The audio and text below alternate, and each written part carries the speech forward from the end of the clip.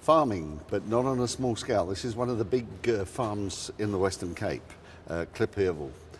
Koos, is it out of reach of, when we talk about black aspirant farmers, and you look around and you see the amount of equipment one needs to farm these days, and how farms are getting bigger in the world, not smaller, we're trying to do the opposite in South Africa. Is it really possible?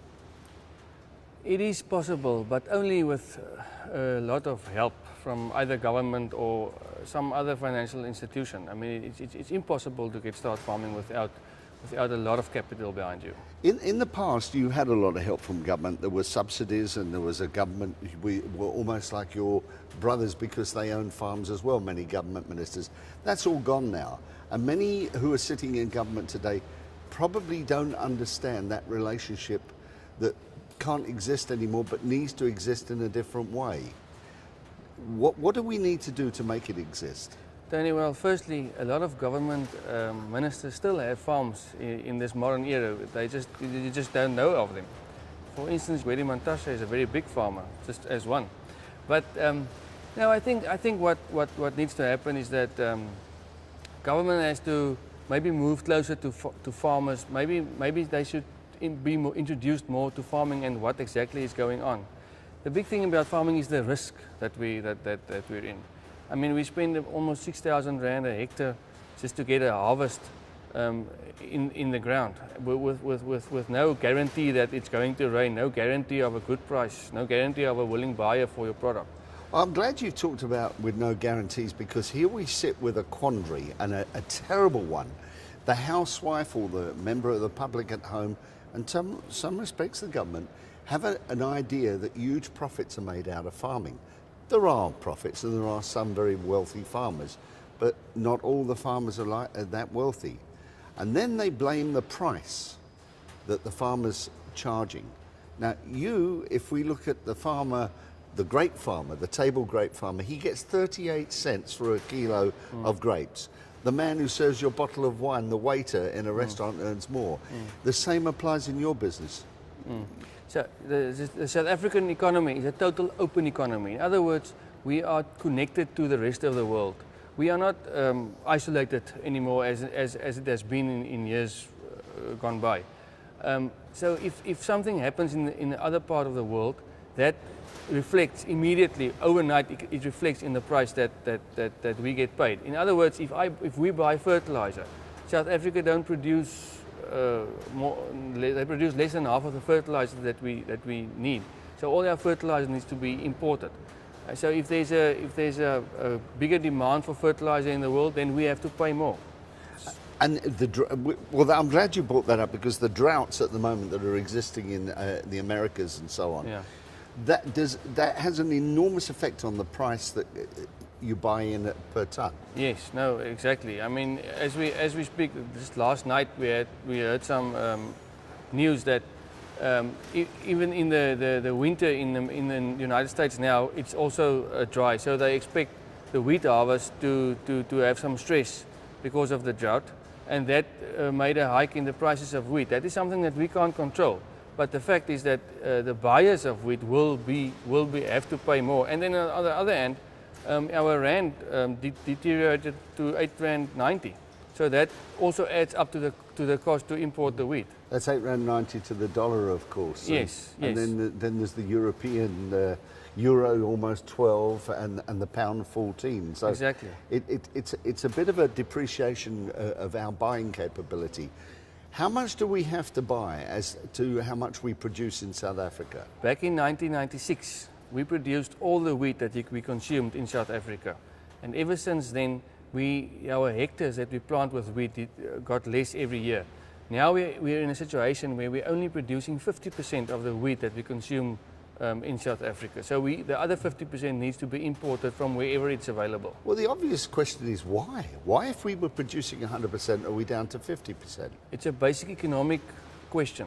If somebody goes out of the business, there's only one reason for it: they don't make any money out of it.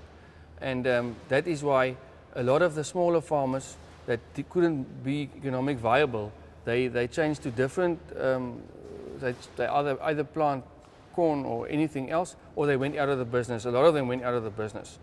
And you as the farmer, you have no direct influence on the price in the market. No, absolutely not. I mean, we've got zero market power. In other words, if I can't keep back my wheat and hope that the price will rise because of that. We are an open economy. If I'm not happy with the price that the buyers pay me, they pick up the telephone and they book a ship and they bring in from Right. overseas. Walk me through this. You're the farmer, you sell to an agent. Sometimes an agent, sometimes we sell direct to a miller. It depends on your situation. Then what happens to it? The miller comes and pick the wheat up from the farm, or he can pick it up from the silo. He has got transport costs to the mill. At the mill, they make a blend of it and they mill it, and then it gets taken to the bakery. The bakery bakes the bread, and he takes it to the owner of the shop that sells the bread. So if we're talking about you getting, say, 5% of the value at the end of the day of what it is, who makes the money then? Well, the first thing is, let me just correct you, we get 15% of what, if you pay 7 Rand for a bread, 15% of that goes to the farmer. I think today Eskom is a bigger earner out of a bread than the miller or the baker. If you think about the electricity costs to mill wheat and the electricity cost to bake a bread, and then all the other costs that you add with that. I mean, the baker makes money, the shop makes money, the miller makes money, the transporter of the wheat makes money. So there's a lot of people in that chain that needs to be viable. So if the loaf is wrapped in a plastic wrapper with the brand name on it, the wrapper costs more than what the farmer gets. Well, easily. I mean, the farmer only gets 15%, so of course. We're standing behind a sort of small little mountain of mealie maize. and maize. This is what you use to feed your own cows, because you're both a wheat, a maize farmer, and so on, as well as a dairy farmer. That's right. So are you self-sufficient by providing for your own cows? No, we buy in, the Western Cape is not a traditional maize production area, so we have to buy our maize in from the northern parts of the country. We pay the price that the guys are asking us, and then we do have to pay also about 550 Rand per ton transport cost just to get the maize down to the Western Cape. But aren't you smiling a bit when the price goes up through the drought in America, because you get a little bit more that way? For wheat, yes, but we pay more for maize. So what you gain on the other side, you lose on the other side. That is the sometimes a negative, sometimes a positive. We are in dairy and wheat, so we have to buy feed for the cows, but we're also selling human consumable feed as wheat for the people. But when the grain prices go up, it catches us on both sides. There's one cost that we haven't mentioned, and that's the petrol diesel price. Now that must affect you as well. Yes, no, for sure. The diesel price has got a big influence because we use a big lot of diesel on a farm like this to get everything planted and harvested and sprayed. And also then to keep the dairy running, I mean, we're mixing feed for the dairy cow 7 days a week, 365 days a year. So it's a never-ending story of consuming diesel. Now, here am I trying to inquire how a black aspirant farmer can become a farmer. And you're telling me everything as to why he can't. Yes, Tony, but even a person like me feels that, like in a country, South Africa, we've got people from all spheres of life, and it is just right that everybody's got the opportunity to at least be able to farm. And because of the past of our country, these people didn't have access to land, and I also feel that they should have access to land, but it's a very steep road to get somebody farming that doesn't know anything of it and that hasn't got a hell of a lot of capital behind them. I would think then we need to find more land, land that's not being used, and there's a lot in the Eastern Cape and some in the Northwest Province. Yes. We're actually arguing a point here where don't take away from what we've got already, because we are supplying the food chain here and we need food in South Africa, farmers feeding the nation. Yes. But at the same time, we need to bring more farmers into the fold. So we need to create more land. Would that be an argument? Yeah, you see, we can't create more land.